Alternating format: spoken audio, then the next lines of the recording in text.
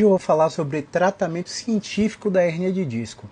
E se você é seguidor, está sofrendo com dor nas costas, tem hérnia de disco diagnosticada no exame de imagem, ou se você é um fisioterapeuta, é interessante assistir o conteúdo dessa live, porque eu tenho certeza que vai te ajudar em algum nuance na prática clínica se você for profissional, ou vai ajudar você, se for paciente, a reconhecer se o tratamento que você está fazendo é científico ou não, beleza? Então já vou fixar aqui nos comentários o tema da live, tratamento.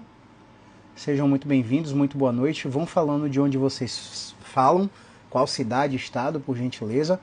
Tratamento científico da hérnia de disco. Beleza? Então vamos fixar aqui nos comentários, e se você tiver alguma dúvida, você pode jogar nos comentários aqui.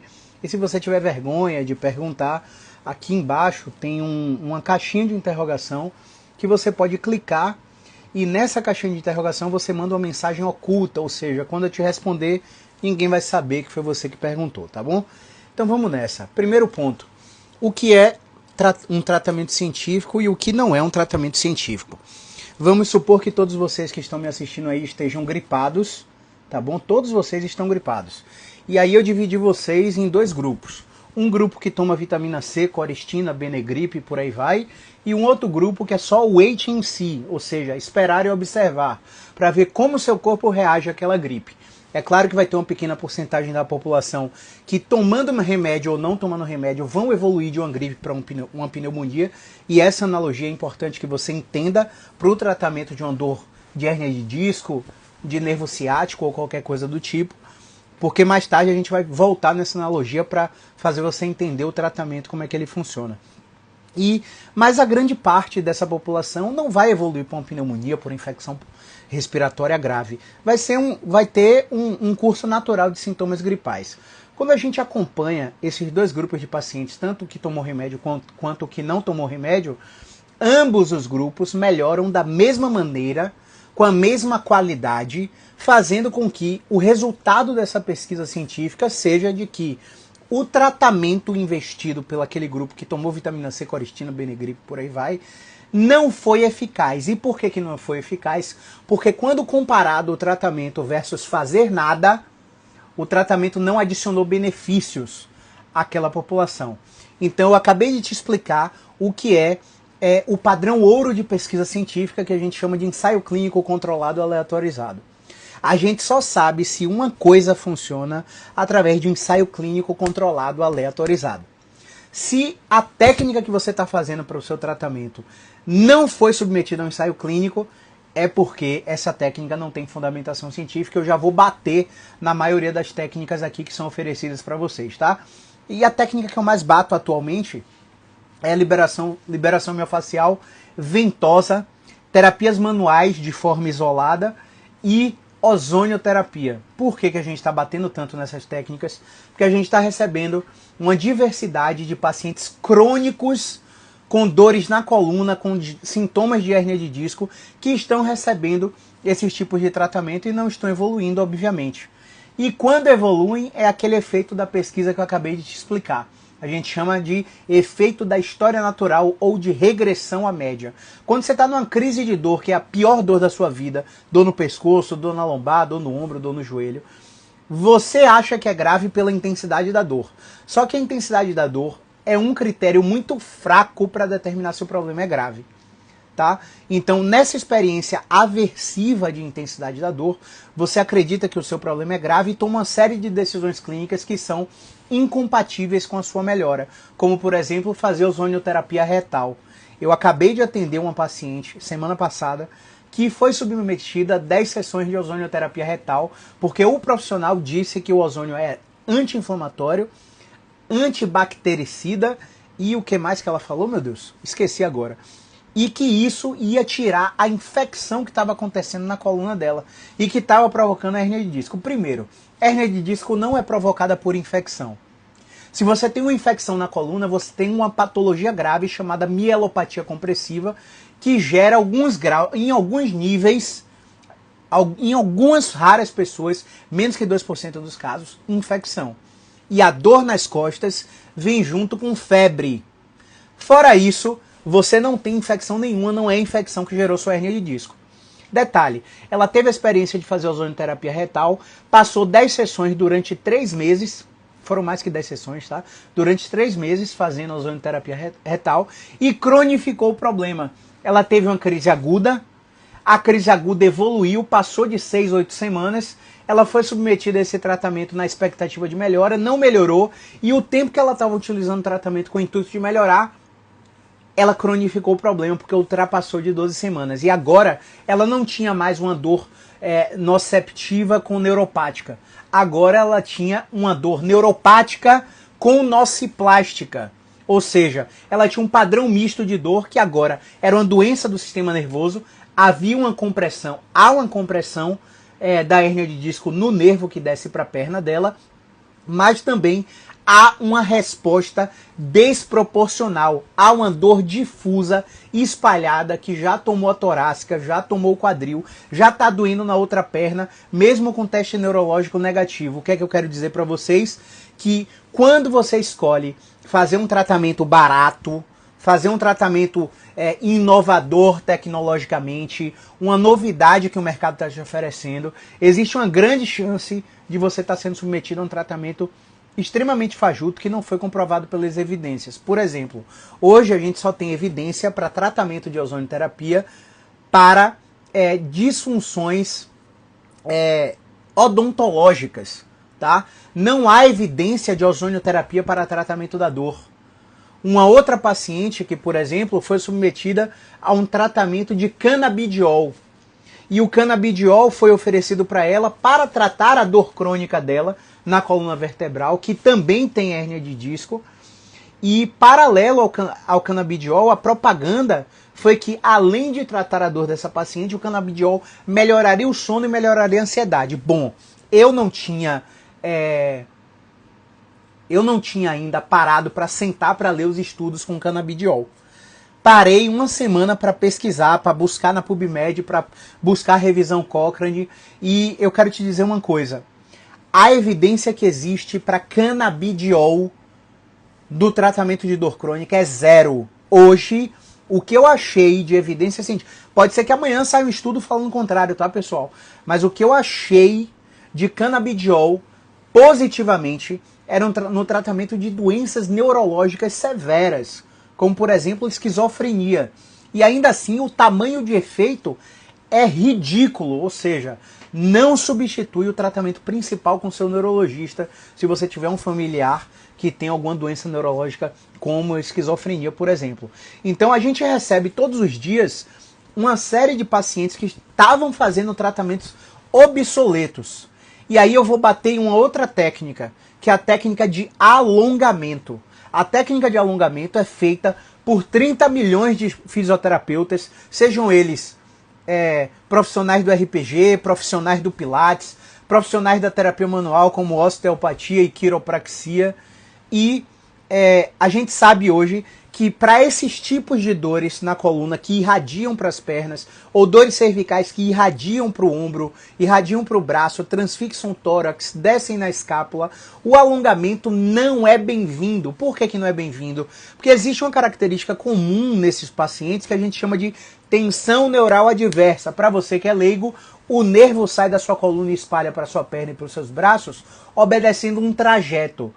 Esse trajeto, ele não deve ser esticado, ele deve ser excursionado de forma gradativa. E eu vou te explicar agora o que é isso. Imagina que esse fio está saindo do meu pescoço e está indo até minha mão. Se eu chegar e jogar minha mão para trás e esse fio estiver preso por algum músculo, algum compartimento da minha estrutura musculoesquelética, meu braço não vai lá atrás e eu vou sentir a dor na qual eu me queixo. Beleza?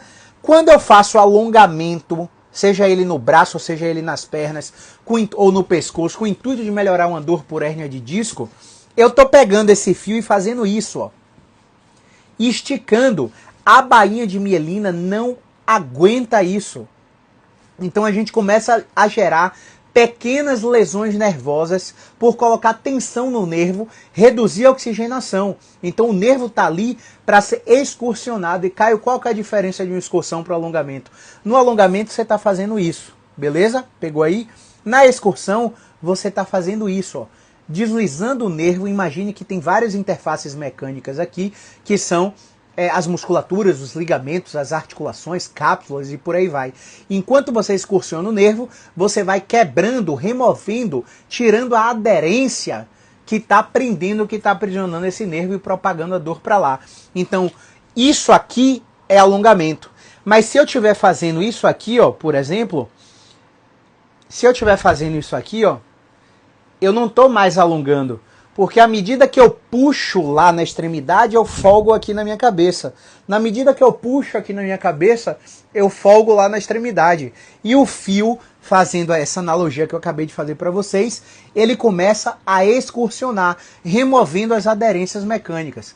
E aí, pessoal, isso aqui é uma técnica, tá, de tratamento e de avaliação. E essa técnica precisa ser empregada em momento-chave da reabilitação de uma hérnia de disco. Não pense que você está vendo aqui eu fazer isso, te indicando que é bom, mas pode não ser bom para você. Inclusive, a gente tem case aqui de atleta de jiu-jitsu que foi atendido por teleconsulta do interior de São Paulo e saiu assim extremamente aliviada, só que eu fiquei simplesmente achando que era efeito do contexto, dela estar sendo tratada, dela estar sendo tendo uma expectativa de melhora muito grande, e ela saiu melhor, foi para uma competição de jiu-jitsu, foi campeã, trouxe a medalha, mostrou a medalha para o meu aluno, mostrou a medalha, nosso aluno mostrou a medalha para a gente, para a turma, e logo depois ela entrou em uma nova crise.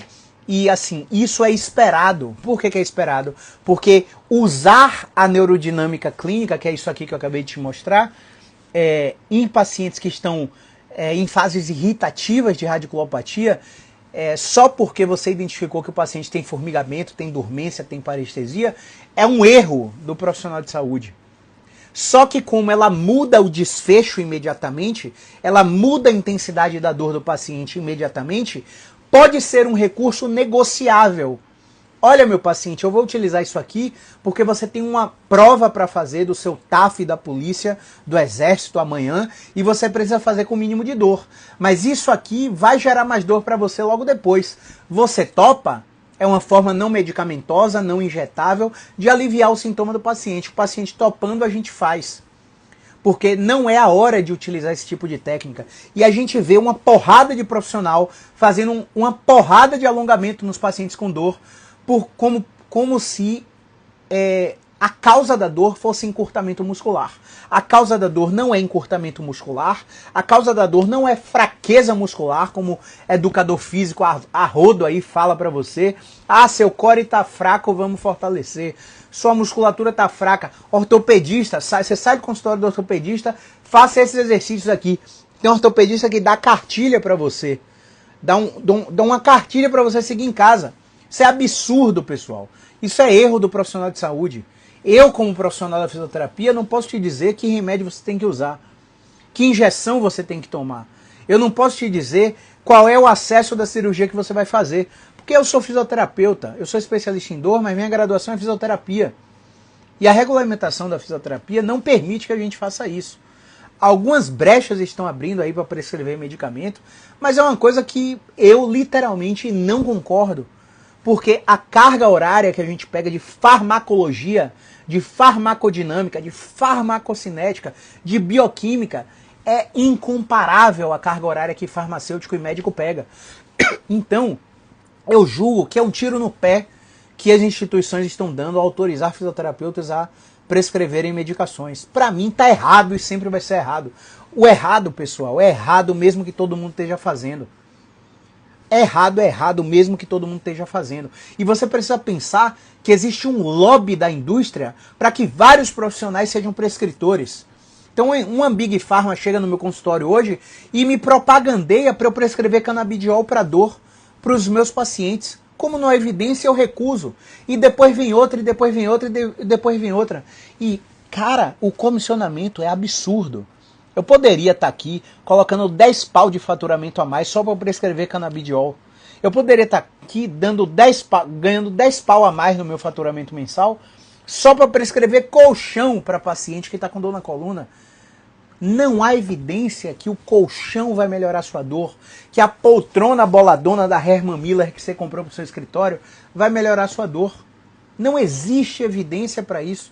Não existe evidência para que o travesseiro de pluma de ganso canadense comprado nos Estados Unidos com técnica da NASA vai melhorar sua dor cervical. Colchão, travesseiro, cadeira, tênis de corrida, tênis de musculação é conforto. Não existe esse é melhor para mim, esse é melhor. É conforto, meu amigo. Você experimentou na loja, gostou, achou que é confortável, usa.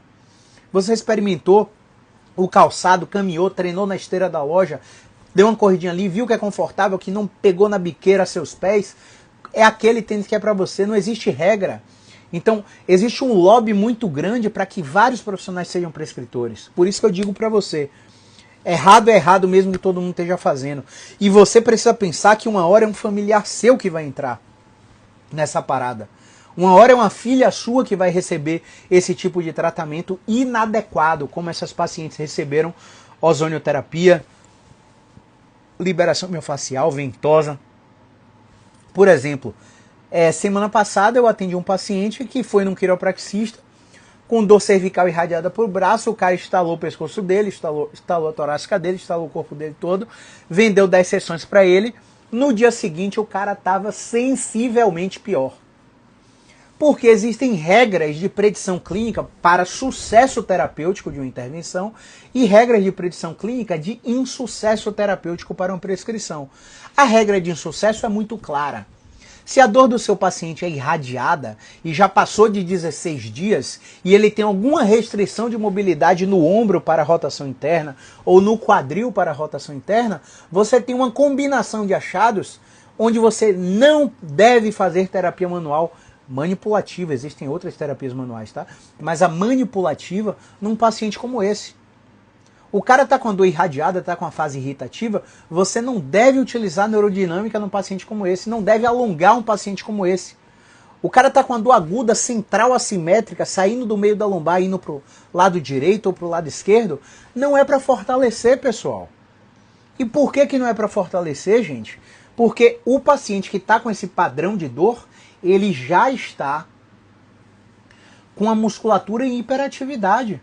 Porque o cérebro entende que ele está lesionado, ele pensa que ele está lesionado, então ele já tem um excesso de contração antecipatória num perfil protetor. Ele já se move de forma mais rígida. E aí você vai lá e coloca mais fortalecimento, mais ativação muscular, você estimula a fadiga.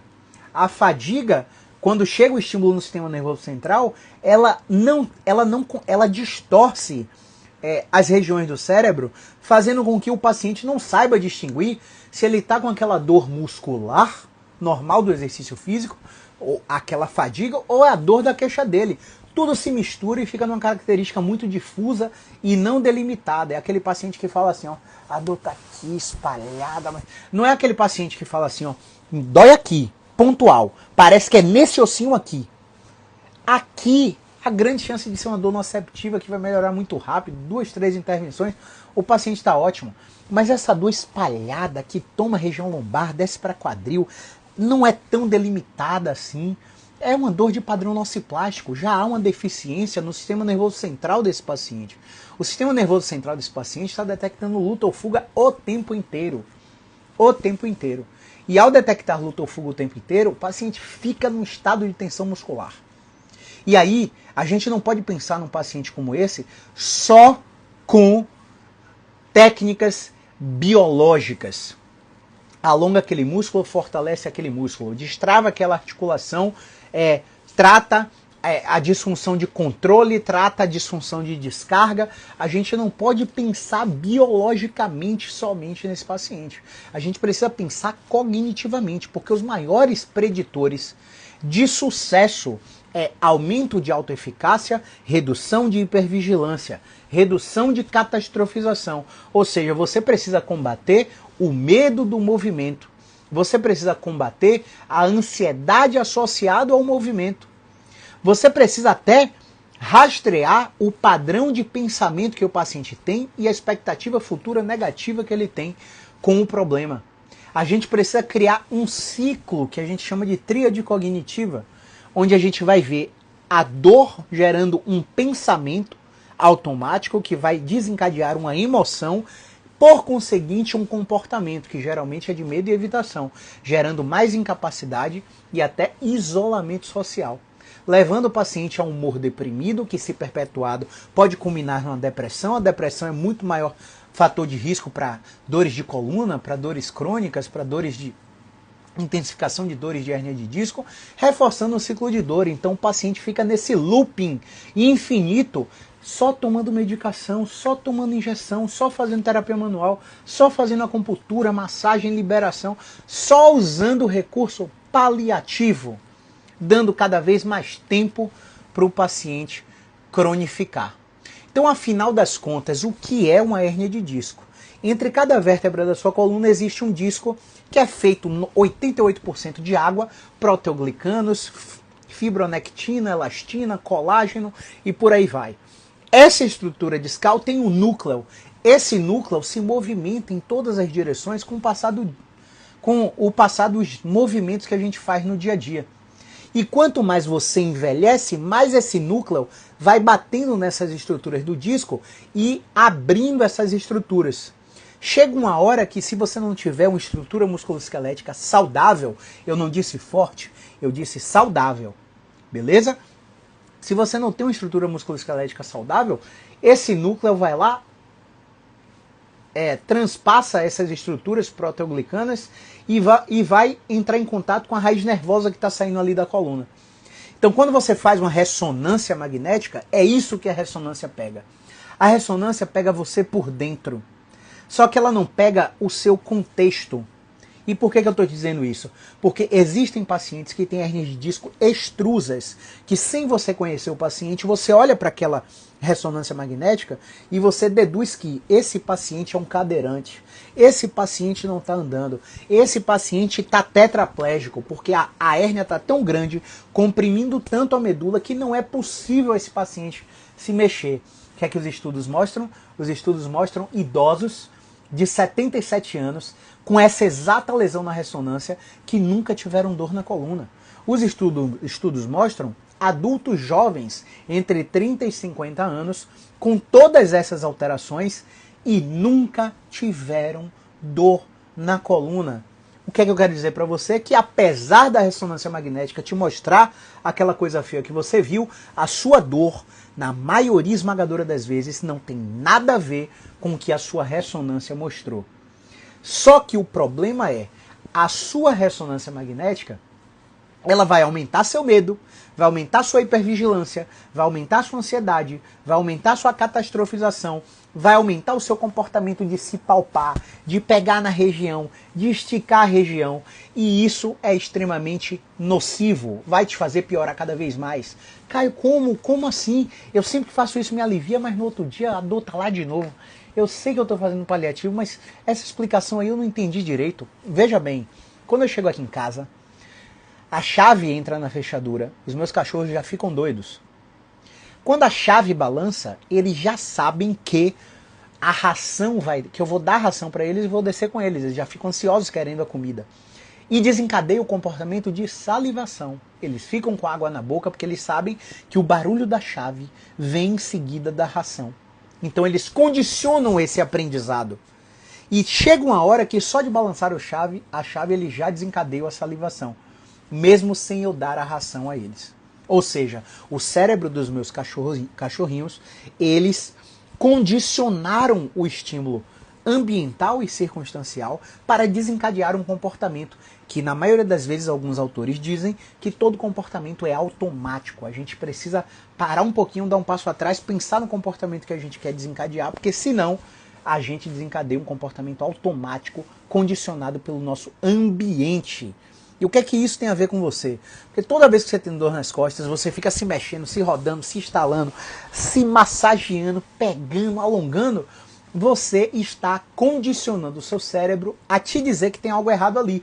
Muitas vezes, diga se não é verdade, você está fazendo isso e nem dor você está sentindo, porque já está automático.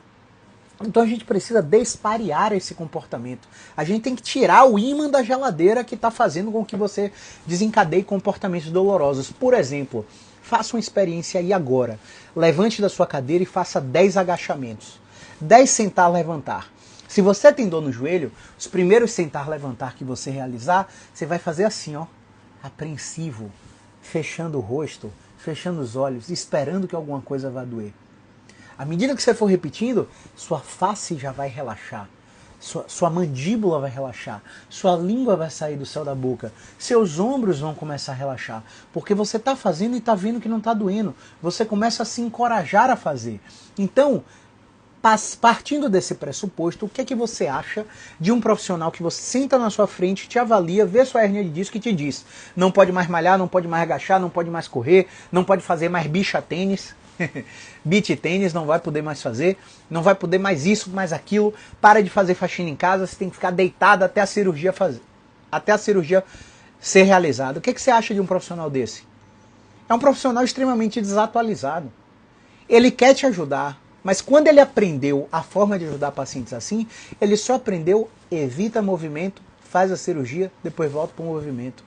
Isso aí é o maior fator de cronificação dos problemas em pacientes que utilizam o SUS. Pacientes que têm baixo nível de escolaridade, baixo nível educacional, vão procurar serviços de saúde, tem aquele profissional de saúde como autoridade máxima, se o cara tá falando é porque tá certo, seguem o que aquele cara tá falando, aquele cara tá desatualizado, fazem a cirurgia, evoluem com síndrome de falha cirúrgica, que nada mais é do que o seu corpo interpretando o corte, a incisão da cirurgia como um trauma e desencadeando cada vez mais dor, por mais que você tenha corrigido o problema da hérnia. E aqui eu não estou condenando cirurgia não. Ano passado eu mandei 2 pacientes para cirurgia, esse ano eu já mandei 1. Então a gente está em 13 de janeiro. Já comecei o mês do ano já mandando um paciente para cirurgia. Então a cirurgia é indicada sim quando você tem dor progressiva, piora progressiva. Não é, acordei ruim hoje, daqui a 2 dias estou melhor, tomei um remedinho, melhorei. Então, não é, é dor com piora progressiva. O dia 3 é pior do que o dia 2, o dia 7 é pior do que o dia 6, o dia 11 é pior do que o dia 10, e você tem déficit neurológico.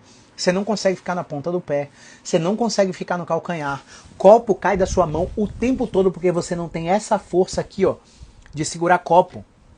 Essa força aqui, ó, de segurar copo, você não tem. Toda hora o copo cai da sua mão. Você saca? Então, se você não tem essas experiências, como por exemplo, anestesia em cela. Se você já cavalgou na vida, quando você cavalga por muito tempo, você fica com dormência na parte interna da coxa, você fica com dormência na genital. Isso é um sinal de urgência médica. Isso é um sinal de que você está com a compressão nervosa com a possível síndrome de Caldequina, urgência cirúrgica. Mas se você não tem esse sintoma, ou febre junto com a dor, perda de peso sem motivo, não tem nenhum desses sintomas, cirurgia não é para você, por mais que sua dor seja a pior dor experimentada em sua vida. Intensidade da dor não é critério de cirurgia. Você precisa ter déficit neurológico progressivo, febre junto com a dor, por exemplo, incontinência urinária ou fecal, dormência na região genital, como por exemplo, que eu falei agora. Perda de força progressiva, você está andando, seu joelho falha, você cai no chão. Você tenta levantar, a perna não tem firmeza. Ainda assim, eu já mandei, há 2 ou 3 anos atrás, um paciente para um ortopedista com avaliação de risco cirúrgico, porque ele estava com o pé caído. Ele não conseguia levantar a ponta do pé. Ou seja, a gente supõe que a compressão é tão grande que o nervo que faz a ponta do pé levantar cessou o funcionamento. O impulso nervoso não está chegando mais lá. Alguma coisa no caminho, em pontos de aprisionamentos nervosos, aconteceu que aquele impulso não está chegando para ele levantar a ponta do pé. Nesse caso, com mais rápida a cirurgia de descompressão da hernia de disco seja realizada, melhora o prognóstico do paciente. O cirurgião pegou o paciente na 4ª semana, na 3ª semana, e mandou o paciente de volta para mim, falando que era para eu tratar ele até a 6ª semana, e se na 6ª semana ele não evoluísse, ele operava ele, que ele não ia operar o paciente agora não, que na experiência dele existe uma história natural também de ter uma evolução positiva desse pé caído. É o que a gente chama de inibição neurogênica. Às vezes você tem uma lesão muscular, às vezes você tem uma lesão por hérnia de disco e o funcionamento nervoso para por alguns dias e a musculatura para de responder. E aí existem ativações musculares que a gente faz de forma indireta que podem transmitir força para aquele segmento que perdeu o movimento e contrações tetânicas começarem a acontecer, fibrilações, como essa que eu estou simulando aqui, como se fosse meu pé, e depois o tibial anterior começar a fazer o pé levantar. Isso pode acontecer. Então a experiência que eu tenho é de abordar o paciente em até 6 semanas, e se na 6ª semana ele não evoluir, a gente encaminha para a cirurgia. A grande maioria evolui positivamente. Só para você ter uma ideia, cerca de 90% das dores são inespecíficas, não tem essa causa detectável por hérnia de disco. Cerca de 8 a 10% das dores tem uma causa específica, ou seja, o paciente está com estenose, o paciente está com uma compressão nervosa por hérnia de disco, e cerca de 2% ou menos são patologias graves. Câncer, tuberculose óssea, síndrome de Caldequina e por aí vai. Então, a grande probabilidade é de que esse paciente não tenha nada grave, principalmente se as perguntas que eu citei no início dessa live não forem positivas. Se o exame físico que a gente faz, ou por teleconsulta ou presencial, não tiver achados, como por exemplo tensão neuroadversa que não muda com o movimento, que eu expliquei aqui com fio, como por exemplo o cara ter uma perda de força, que é uma inibição neurogênica, mas quando você bota uma ativação indireta por transmissão de força, ele começa a acordar aquela musculatura. Você pode até usar eletroestimulação num paciente como esse. Se o paciente não tem alterações de reflexo. Se o paciente apresenta um quadro de rigidez, por exemplo, que a gente chama de stiffness. Se o paciente apresenta rigidez para um lado, o outro está livre. Rigidez para frente, para trás está livre. É muito difícil desse paciente ter alguma coisa grave. Geralmente a gente vai acompanhar esse paciente por 3 meses se ele tiver só uma rigidez, ou por 6 meses a 1 ano se ele tiver realmente uma dor específica por uma compressão nervosa. E aí você pode pensar que o tratamento de 1 ano é muito longo. E aí eu te digo, cara, há quanto tempo você tem dor? Você tem dor há 3, 4, 5, 10 anos. Quantos tratamentos você já investiu financeiramente ou pelo seu plano de saúde e não te deram o resultado que você esperava? Ou quando deram, seu problema voltou e você não tinha autonomia, você não sabia o que tinha que fazer para se recuperar. Quantas vezes isso já não aconteceu? Será que não está na hora de fazer alguma coisa diferente? Será que não está na hora de pensar um pouquinho fora da caixa e encarar um tratamento que te dê autonomia, que te ensine exercícios específicos, que vão promover essa tal descompressão que vocês tanto querem, que vão promover esse alívio da dor? Você que é profissional, o termo descompressão usado aqui é extremamente didático, tá? Não existe esse processo de descompressão. Se você for acompanhar uma cirurgia de coluna e ver o cirurgião fazendo uma força para separar uma vértebra da outra para descomprimir o disco, você vê que uma laceração na coluna cervical, que é mais frágil que a lombar, só acontece com 250 newtons de força para cima, ou seja, uma força descomunal para gerar uma pequena laceração discal. Então, esse termo descompressão é extremamente didático, porque ele não existe. Ah, Caio, mas eu fui no doutor não sei quem, eu fui naquela clínica de franquias famosa no Brasil e falaram que iam me vender um tratamento de descompressão numa maca boladona lá. Fui pesquisar a maca para comprar para ter em casa, a maca é 30 mil reais. Aquela máquina descomprime mesmo a coluna? Descomprime nada, meu amigo. Descomprime nada. O efeito é meramente neurofisiológico. Você começa a gerar estiramentos no ligamento. Esse ligamento despolariza canais de cálcio que ascendem pelo corno posterior da sua medula, fazem uma sinapse inibitória lá no seu córtex, lá no seu cérebro, lá nos centros cerebrais superiores, que esqueci o nome agora, mas bulbo rostroventral medial, tálamo e por aí, várias estruturas que vão liberar analgésicos na corrente sanguínea. Mas não é porque pegaram uma vértebra e folgaram ela. Muito paciente macaco que fica na... Macaco, pelo amor de Deus, não confunda um termo não, tá? Macaco que eu falo que fica pendurado. Muito paciente macaco que fica pendurado em barra na academia para jogar o peso do corpo e esticar os braços achando que está descomprimindo. Não está descomprimindo nada, meu amigo. Isso não existe.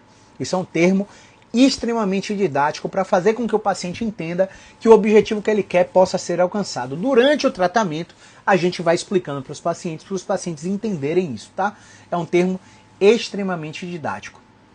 Então, voltando ao ponto, você entendeu agora o que é hernia de disco e quais impactos funcionais que eles podem gerar na maioria das pessoas. Geralmente dificuldade de andar, o cara perde independência funcional, não consegue mais vestir roupa sozinho, quiçá tomar um banho sozinho. Eu tenho um paciente que internou com dor na perna para pesquisar trombose e ficou 14 dias internada, entrando no processo de sarcopenia, e esperando o médico ir lá fazer vários exames de imagem, fez dedímero, fez exame de ecodoppler para a perna, viu que não tinha trombose e ainda assim não liberaram a paciente, ficaram esperando ressonância magnética, esperando o neurologista. 14 dias depois, paciente com nível de atrofia muscular gigantesca e mais incapacidade depois de um processo extremamente ostensivo de internação hospitalar. Então hoje, o clínico da dor, hoje o profissional que está na frente do sistema, na emergência de um hospital, o profissional que está num primeiro contato num ambulatório de fisioterapia, ele não está preparado para identificar se você tem um problema grave ou se você tem um problema simples de movimentação. E nessas horas, você lê na cara do profissional se ele está seguro naquela informação que ele está passando. Tem profissional que gagueja, tem profissional que repete aquela coisa que ele está te falando de 30 mil maneiras diferentes, e aí você já começa a ligar o balelômetro, você não se sente seguro, e se você não está seguro no tratamento, você não se expõe ao que o paciente, você não se expõe ao que o profissional está te indicando fazer. Então isso aí vai contribuir para que você cronifique esse problema. Então a atividade esportiva geralmente é um impacto funcional, a atividade de lazer é um impacto extremo, os pacientes param de se divertir e entram em isolamento social, como eu falei anteriormente, e atividade sexual também, dado extremamente omitido pelos pacientes. Se você, profissional, não perguntar, o paciente não vai falar. Então, sexo, lazer, contexto de trabalho, contexto familiar, contexto de relacionamento, são 5 itens que precisamos rastrear, porque são barreiras à recuperação de pacientes com dores na coluna, sejam crônicas nociplásticas ou neuropáticas por hernia de disco, e por aí vai, tá? Então você já deve ter entendido que existe um tratamento antigo e um tratamento moderno. E moderno não quer dizer high-tech. Moderno não quer dizer investimentos em aparatos e super aparelhos tecnológicos, termografia, ressonâncias magnéticas de 3.5 Tesla abertas, funcionais para você fazer movimento dentro da máquina, máquinas de ozonioterapia, de oxigenoterapia hiperbárica, que fazem vácuo, te colocam lá para regenerar seus tecidos mais rápido. Tratamento moderno não quer dizer tratamento com tecnologia. Tratamento moderno quer dizer o que a ciência tem provado recentemente nos últimos 5, 10 anos que funciona para esse perfil de paciente. O que a gente sabe que funciona? Educação em ciência da dor. Informar ao paciente como o sistema nervoso funciona, projetando, amplificando, intensificando, prolongando a dor. Mostrar para o paciente quais são as barreiras de recuperação contextuais e ambientais que fazem o paciente não melhorar. Esse processo de educação já é forte o suficiente para fazer com que analgésicos sejam liberados na corrente sanguínea e o paciente comece a controlar a dor.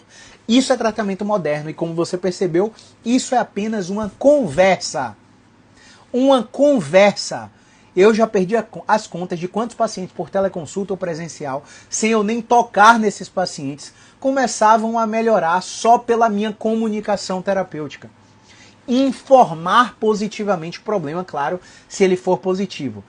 Não vai sair generalizando essa informação, porque existem casos que são extremamente complexos e que precisam de um refinamento da avaliação para a gente identificar, isso aí realmente é uma coisa que vai demorar de ser tratada, mas existe um caminho de tratamento e não é simples assim, não basta só eu te informar como é que funciona. Você vai precisar de muita dedicação para mudar vários comportamentos dentro do seu estilo de vida para começar a melhorar. E Caio, qual que é o primeiro tratamento que você faz nesse paciente? Primeiro tratamento, principal de tudo, 95% dos pacientes que nos procuram não relatam problemas com sono. Só que quando a gente faz um questionário e faz um rastreamento da habilidade de dormir, 95% dos pacientes têm problemas com sono, seja por privação ou por insônia propriamente dita. E para tratar isso, não basta você pegar uma polissonografia, ir no médico do sono e tomar um remedinho, porque quanto mais você induz o sono artificialmente, mais difícil vai ser de estimular o sono de forma natural. Então existem 10 passos terapêuticos que nós fazemos para que os pacientes regulem o sono. E se tem uma coisa que melhora tudo na nossa vida, é o sono. Se você melhorar o sono do seu paciente, ele não vai te agradecer só pela redução da dor, não. Ele vai agradecer porque ele está namorando mais com a esposa, com o marido. Ele vai agradecer porque ele está brincando mais com o filho. Ele vai agradecer porque ele está mais disposto. Ele vai agradecer porque ele está mais concentrado no trabalho. Ele vai agradecer porque ele está com menor irritabilidade. Então, se você não segue esses 10 passos para a higiene do sono, que são fundamentadas nos princípios científicos da TCCI, Terapia Cognitivo-Comportamental para Insônia, que não é restrito a psicólogos, é aberto a diversos profissionais de saúde, inclusive dentistas utilizam isso, fisioterapeutas utilizam isso, bons médicos que estão atualizados utilizam isso. Porque é a primeira coisa que você precisa regular no seu paciente. Se o paciente não está conseguindo, mesmo com a informação, eu ainda provoco um pouco mais reflexivamente. Mas por quê? Porque eu estudei psicologia, estou voltando para a psicologia agora, e vou formar daqui a 2 anos em psicologia, e vou intervir também cognitivamente. Hoje eu não faço isso. Eu provoco um pouquinho reflexivamente, e se o paciente não estou conseguindo, eu tenho uma limitação intelectual do meu trabalho como fisioterapeuta. Eu recomendo para um psicólogo, porque aí o psicólogo vai entender que contexto está travando o paciente para melhorar a habilidade do sono. Caio, então o tratamento é só dormir bem? Queria eu que fosse. Mas dormir bem é o primeiro passo que a gente faz para que um paciente como esse não seja submetido a uma cirurgia desnecessária e evolua com a síndrome de falha cirúrgica. Então, tratamentos antigos seriam tratamentos de fortalecimento muscular, de alongamento. Apesar de inovador, a ozonioterapia é um tratamento antigo que nunca foi provado, é um tratamento que não funciona para esse tipo de paciente. Você ficar fazendo ondas curtas, infravermelho, choquinho, calorzinho, né? Fazendo TENS o tempo todo no paciente, o paciente não vai melhorar com essas técnicas. Então não é o que a gente tem de comprovado cientificamente. Agora, eu levanto questionamento aqui para vocês, principalmente quem é profissional. Por que todo paciente com esse tipo de dor por hérnia de disco ou na coluna deveria encontrar o fisioterapeuta primeiro? Por que o tratamento fisioterapêutico deveria ser prioritário?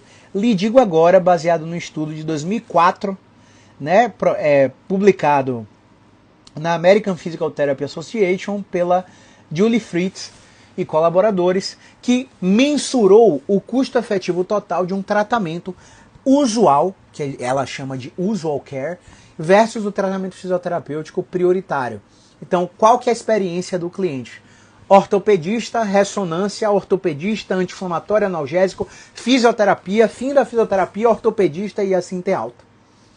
Esse usual care, que é o que a maioria da população procura, é $2.700 mais caro do que você ir direto num fisioterapeuta. Quando você vai direto no fisioterapeuta, 78,4% dos casos são resolvidos ali.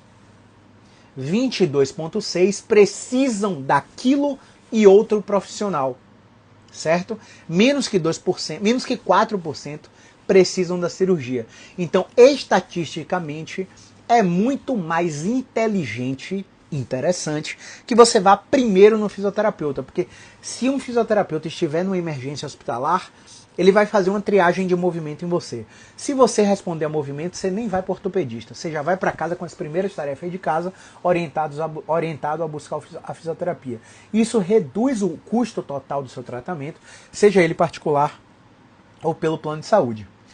Caio, me falaram que existe a dor ciática verdadeira versus a dor ciática falsa. Verdade. O paciente leigo, ele acha que toda dor na perna é dor ciática. Não é mesmo? O paciente leigo pensa isso.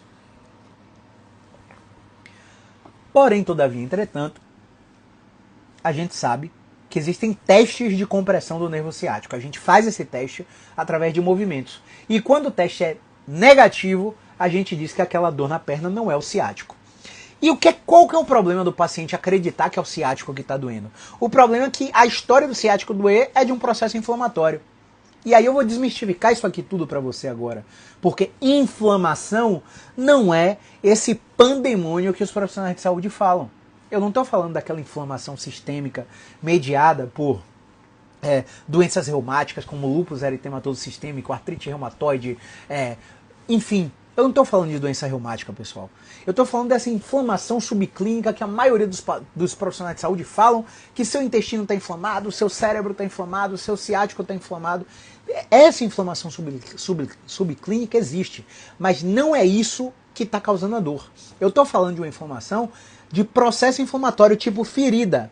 Você feriu sua mão, fez um cascão, inflamou, entrou em fase hemorrágica, entrou em fase proliferativa, de remodelação e de cicatrização.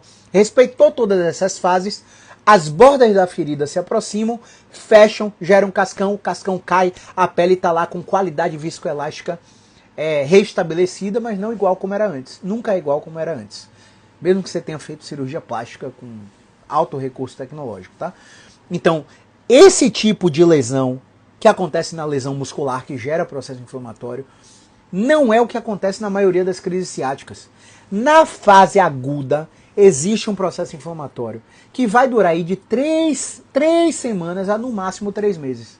Depois que passou de 3 meses, não existem mais marcadores inflamatórios em análise histológica por microscopia laboratorial.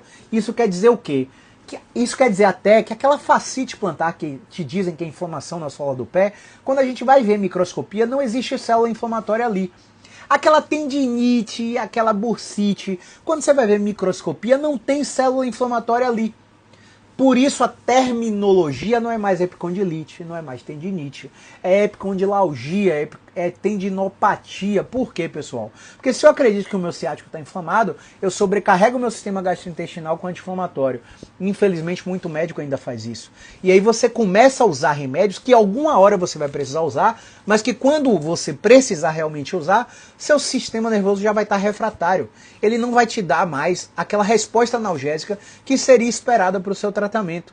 Então, se você não entende de fisiologia, você vai achar que toda inflamação é ruim. Esse processo inflamatório é benéfico. Existe um estudo publicado em 2023 que analisou a recuperação de pacientes com dor lombar. Dividiu-se pacientes com dor lombar em 2 grupos. Um grupo recebeu anti-inflamatório, o outro grupo recebeu só analgésico. O grupo que recebeu anti-inflamatório retardou a recuperação.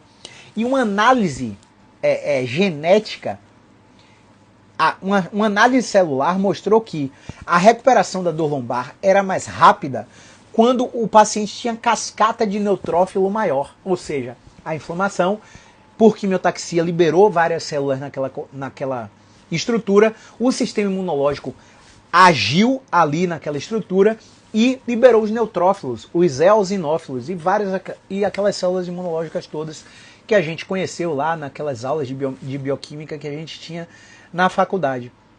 O fato é o seguinte, o anti-inflamatório, principalmente aqueles inibidores seletivos de COX, que é uma enzima chamada ciclooxigenase, uma que protege a mucosa estomacal e uma outra que combate as prostaglandinas, as citocinas inflamatórias, que são liberadas na corrente sanguínea. Esses inibidores seletivos de COX, como nimesulida, Scaflan, Arcox, Ettore, Celecoxib, por aí vai, eles vão ajudar a reduzir a liberação dos neutrófilos. E se você entendeu o que eu estou falando, eu te disse que quem se recupera mais rápido do lombar tem mais neutrófilos circulantes, ou seja, o processo inflamatório a gente permitiu que ele agisse. Então, a inflamação é, no mínimo, necessária para a sua recuperação. Se você inibe o processo inflamatório, você retarda a sua recuperação. E aí a gente cai num problema muito grande, que são adultos jovens que usam esteroides anabolizantes. Adultos jovens que usam anabolizantes têm o desenvolvimento muscular extremamente mais rápido e acelerado do que o desenvolvimento das células tendinosas, das células cartilaginosas e articulares, fazendo com que o músculo se desenvolva demais e sobrecarregue mecanicamente aquelas articulações. Então são pacientes que têm várias epicondilalgias, dores no cotovelo, dores no ombro, dores nos joelhos, dores na coluna, porque a sobrecarga muscular está gigante. e o cara tá tomando anti-inflamatório, o cara usa anti-inflamatório, então isso inibe ainda mais os neutrófilos e fazem com que não só os pacientes que são fisiculturistas ou que utilizam testosterona e por aí vai, sejam prejudicados com isso. Então, se você não tem o conhecimento da fisiologia profundo, você vai ser só mais um. Você vai ser só mais um profissional no mercado, você vai ser só mais um paciente sendo tratado por uma fisioterapia qualquer. E aí deixa eu te falar, uma coisa que eu falava muito que eu estou evitando de falar agora. Procure um fisioterapeuta músculo-esquelético. Procure um fisioterapeuta especialista em dor. Hoje, pessoal, você sacode uma árvore, cai 30 mil fisioterapeutas especialistas em dor. Porque as pós-graduações, sejam presenciais ou online, estão extremamente acessíveis e que bom que estão. Só de uma turma de 50 pessoas, quantos são bons? Quantos são extra classe? Quantos são medianos? Quantos são ruins? Quantos estão ali só pelo título, só levando com a barriga? Só tentando saber ainda se encontrar na profissão? Então, toda classe profissional tem profissionais bons e ruins. Tem profissionais extra classe, que foi o que eu postei hoje de manhã, né? O post do dia foi sobre isso. E você não pode mais simplesmente escolher o profissional pelo título. Ah, aquele cara é especialista em dor. Ah, aquele cara é especialista em coluna. Ah, aquele cara é especialista em nervo ciático e em hernia de disco. Não adianta mais, velho. Você sacode uma árvore e cai 30 mil. Agora você tem que encontrar um profissional que trabalhe com base científica, que mostre os resultados do seu trabalho e que você veja que são resultados similares ao que você procura. Que você tenha confiança, que o discurso seja consistente, mas que não seja sensacionalista / radical. Porque se você não tiver aliança terapêutica com esse profissional, você não vai seguir nada que aquele profissional recomendar. Porque você vai estar inseguro durante todo o tratamento. Beleza? Uma outra coisa que eu quero falar é que muitos pacientes, eles acreditam que depois de ter esse diagnóstico de dor na coluna, por hernia de disco e por aí vai, eles não podem fazer uma série de coisas. Atividades físicas, principalmente atividades de impacto. Pacientes que têm hérnia e têm artrose ficam com mais medo ainda, porque é um discurso amedrontador absurdo. E aí eu vou te dar uma dica para você saber se o profissional que você tá é bom ou ruim. A dica é muito simples. Se o cara te amedronta, geralmente ele é ruim. Agora, se o cara te encoraja, geralmente ele é bom. Não é regra, tá? Mas a grande maioria é essa analogia que eu faço. Porque o medo incentivado por um profissional de saúde é um fator de risco de cronificação para dor. É um fator de risco para que o paciente piore ainda mais depois do diagnóstico. Então são crenças muito comuns. Não posso impacto, não posso correr, não posso agachar, não posso colocar uma barra nas costas, não posso carregar meu filho no colo. E aí eu começo a ter mais hipervigilância e me comportar como se eu fosse um robozinho. Um robozinho no sentido de, olha só, eu me mexo assim, como se fosse uma mão cerrada. Eu não me mexo assim, como se fosse uma mão fluida. Faz isso aí agora, para você ver a diferença de se mexer o punho com a mão fechada ou com a mão aberta. Com o que você se parece mais? Você está tenso o tempo todo, você está com medo do movimento o tempo todo, está rangendo os dentes, está com bruxismo, tem ansiedade. Tudo isso por causa de medo. Você precisa trabalhar o medo. E o medo da dor você trabalha no fisioterapeuta. O medo relacionado à projeção futura, contextual, ansiedade e depressão, você trabalha com psicólogo. Muitas vezes você vai precisar do médico para colocar um remedinho ali para desensibilizar seu sistema nervoso.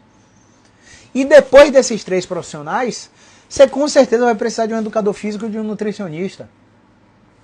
Porque se você não mudar estilo de vida no sentido de fazer exercício, meu amigo, você não tem opção. Uma aluna minha falou muito bem nos stories dessa semana, fazendo analogia com pacientes com câncer.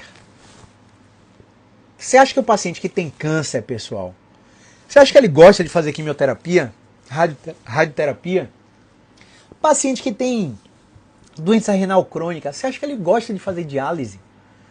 Rapaz, criança reclama, adulto resolve.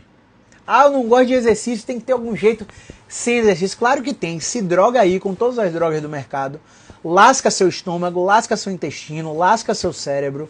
Quando os remédios não funcionarem mais, que você já tiver constipado, não consegue nem defecar, que você já tiver com sangramento gastrointestinal, que você já tiver com depressão, com sobrecarga hepática medicamentosa, aí você tenta procurar um fisioterapeuta querendo milagre de uma consulta.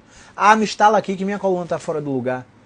Então existe um caminho que não é fazer exercício, que não é se alimentar bem, que não é dormir bem, que não é controlar estresse, ter um psicólogo para chamar de seu, que não é cuidar da saúde mental. Existe esse caminho, mas só ele não é interessante não, viu?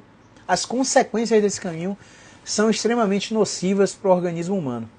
Tá? Então você já entendeu que existe uma combinação entre fisioterapeuta, médico e psicólogo, e você entendeu por que isso é interessante. Eu quero que você entenda também que existem pacientes que operam e continuam com dor. E o que é que eu faço se operar e continuar com dor? Você precisa começar um tratamento efetivo, que foi tudo isso que eu acabei de falar. Então, basicamente, de cada 2 pacientes que operam com dor crônica, 1 continua com dor, 46% continuam com dor. E se você é reabordado cirurgicamente, porque se você ainda está com dor depois da cirurgia, a explicação que vão te dar é que alguma estrutura ainda está ruim, né? Que alguma estrutura ainda está fora do lugar, que alguma estrutura ainda está herniada. Você vai receber essa explicação. E essa explicação te leva a quê? A uma nova cirurgia. E à medida que você é reabordado cirurgicamente, a chance de você melhorar da dor vai caindo. Então a gente já atendeu pacientes que fez 11 cirurgias. 11 cirurgias. A gente já atendeu pacientes que fizeram 4 cirurgias. E que na alta choraram na minha frente dizendo, porra, se eu tivesse te conhecido antes, será que eu teria operado? É importante essa pergunta, sabe por quê? Porque a gente não sabe dessa resposta. Talvez se eu tivesse avaliado esse paciente antes do cirurgião, eu não tivesse comunicação habilidosa para puxar ele para o meu lado e evitar a cirurgia. Talvez o quadro dele realmente fosse cirúrgico à época. E ele já fosse um paciente refratário. Porque você acha que essas merdas que acontecem aí é tudo culpa de médico? Não, meu amigo. A responsabilidade pela sua saúde é sua. Toda vez que você compra um Dorflexzinho na farmácia para tomar um remedinho para enxaqueca, para tomar um remedinho para sua cólica, para tomar um remedinho não prescrito por um médico para sua coluna, para seu joelho, para seu ombro, você está acabando com o seu sistema nervoso. Com o potencial que o seu sistema nervoso tem de controlar aquela dor, porque você está dando um recurso externo. E você não sabe se o remédio deveria ser aquele. Ah, Caio, mas funciona. Funciona, e qual a consequência desse funcionamento não prescrito por um profissional? Gente, uma outra coisa muito importante é a frequência de um tratamento desse. Quando a gente fala que o tratamento de uma hérnia de disco verdadeira varia de 6 meses a 1 ano, de uma hérnia de disco que não é verdadeira, que a dor não é por causa da hérnia, mas que o paciente tem muita rigidez, ele tem que durar 3 meses, é justamente porque quando você toma um remédio para infecção, um antibiótico, e o cara te passa de 12 em 12 horas, se você der na telha que só vai tomar uma vez na semana, você não vai melhorar. Se você der na telha que a medicação de 8 em 8 você vai tomar só uma vez no dia, você não vai melhorar, velho.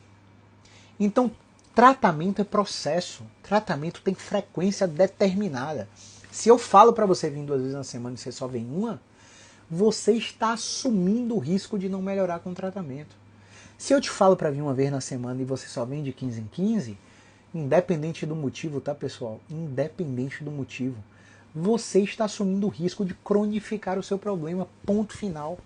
Eu, Caio, Joaninha nutricionista, Joãozinho médico, Clarinha psicóloga, nós não salvamos ninguém, não tiramos a dor de ninguém, não resgatamos a autoestima de ninguém. Só quem faz isso é o paciente. Se o paciente não está na fase em que você, profissional, detectou na entrevista motivacional, que é a fase de manutenção de ação para a mudança de comportamento, se o cara ainda está contemplando, se o cara ainda não reconhece que precisa do seu tratamento, não insista. Não é paciente para você. Não é um paciente que vai melhorar, porque ele não está disposto a pagar o preço da melhora. Seja o preço do seu tratamento, ou seja o preço da mudança de comportamento que ele vai ter que fazer para melhorar.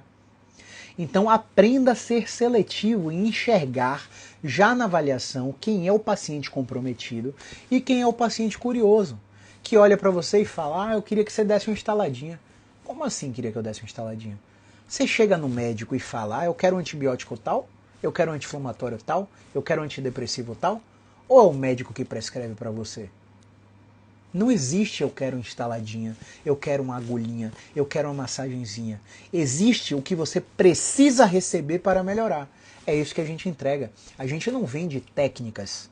Acabou essa fase inicial da profissão, onde você A acupuntura é R$100, osteopatia é 150, Pilates é 200 conto 2 vezes na semana, RPG é R$80. Vamos fazer um combo? Nesse combo eu te dou desconto, fica 250 tudo.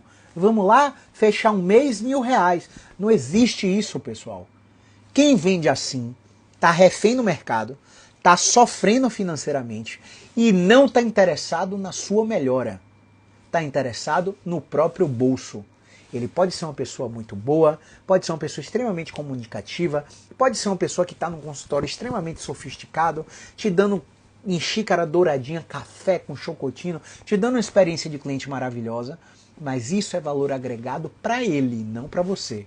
Hoje, prática baseada em evidência, dar o que o paciente precisa receber para melhorar da dor crônica, é um processo extremamente simples, que não requer sofisticação.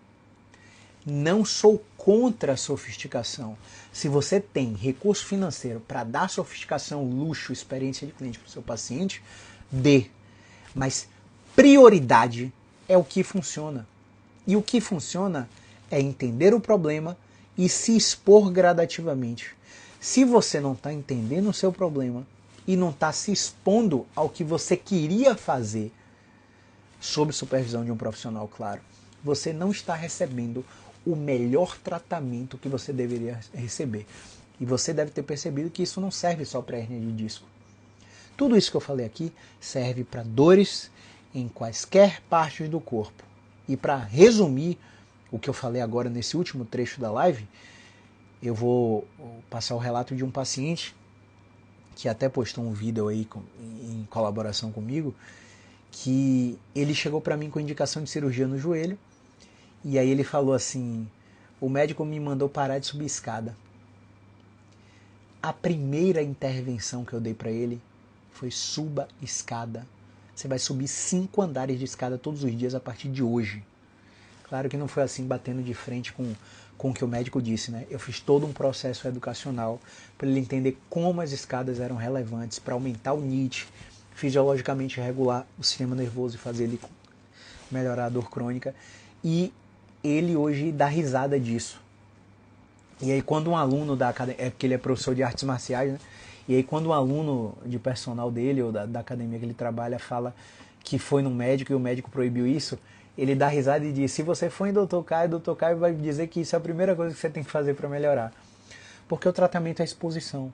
Educação, exposição, educação, exposição. E é por isso que eu bato tanto na tecla de que ele não precisa ser presencial. Cada vez mais as teleconsultas têm crescido na área da fisioterapia. Então você está dizendo que a fisioterapia hoje é só conversar? Claro que não. Claro que não é isso. Mas que as teleconsultas não mudam absolutamente nada hoje em minha prática clínica com pacientes presenciais. Hoje, pacientes presenciais vão idosos com risco de queda, que a gente tem medo de acompanhar online e durante algum exercício cair em casa e a gente não está perto. Tratamento de tonturas cervicogênicas ou hipofunções vestibulares, que a gente ainda não atende por teleconsulta, mas é possível sim atender por teleconsulta, com segurança no quarto, com a cama de um lado, guarda-roupa do outro, para conter qualquer tontura que o paciente tiver, com algum auxiliar. É possível sim, eu já tenho um aluno que faz tratamento de tontura online, eu ainda não faço, mas hoje presencial basicamente é isso que a gente atende. Idosos com risco de queda e pacientes com tontura. Fora isso, tá com dor no ombro, tá com dor no joelho, tá com dor na coluna, tá com dor na TM, tudo é educação e exposição. Educação, exposição e movimento. Então é por isso que os pacientes têm, até pacientes daqui de Salvador. Ah, Caio, não vou pegar esse trânsito da paralela hoje não, viu? Pode ser online hoje? É claro que pode ser. Se você quiser presencial, eu tô aqui no consultório. Mas se você estiver em casa e não quiser pegar o trânsito, a gente faz online, é bom que você testa, quebra logo esse receio. Porque a maioria das vezes o paciente tem receio. Porque a sociedade foi imposta numa cultura onde a fisioterapia é terapia manual, alongamento em bola suíça e ligar e desligar aparelho. Verdade ou não? A sociedade tem essa ideia da fisioterapia. Então, quando ela entende, quando você demonstra um tratamento científico da fisioterapia, que diabo é isso aí? Isso aí é fisioterapia? Que fisioterapia diferente é essa? Eu quero também. E aí sua agenda começa a melhorar. Então existe todo um passo a passo para você chegar lá, tá? Então é isso. Eu quero lembrar para os profissionais que Amanhã, às 8 horas, a gente vai dar uma aula ao vivo e a gente vai falar das trilhas de movimento. Na quarta-feira, às 8 horas, a gente vai dar uma outra aula ao vivo e a gente vai falar de como a gente ensina a exposição baseado num conceito das terapias cognitivas. E na quinta-feira a gente vai fazer a última aula. Todas essas aulas são gratuitas, exclusivas para profissionais da fisioterapia. E se você chegou até aqui, eu te convido a estar no meu grupo do Telegram, que o link está na bio, porque é lá que eu vou liberar a sala do Zoom para você entrar na sala comigo às 8 horas e assistir a essas aulas, tá bom? Quem já é aluno também está convidado, porque a gente vai revisar muita coisa de quem já está lá dentro. Quem não é aluno vai ter a oportunidade de ver como é por dentro a nossa formação. Tá? E quem sabe, entre quinta e segunda-feira, quando eu abrir as inscrições, tanto para formação como para mentoria, você é o próximo aluno. Beleza? Xandeca Alves. Como funciona para marcar uma consulta para você? Xandeca Alves. Clica no link da minha bio, vai ter lá o botão de consultas ou teleconsultas. Você clica lá e vai falar com a Alessandra. A partir de amanhã, 10 horas, ela já pega no batente e ela começa a atender você e explicar como funciona, beleza? Grande lead, live perfeita, obrigado aí. Estamos de volta, 2025 começou e a gente vai seguir à risca o cronograma de lives toda semana, tá? Então já acompanha aí no Instagram. É isso, pessoal, um grande abraço, espero ter ajudado vocês. Movimento é o quê? Vida.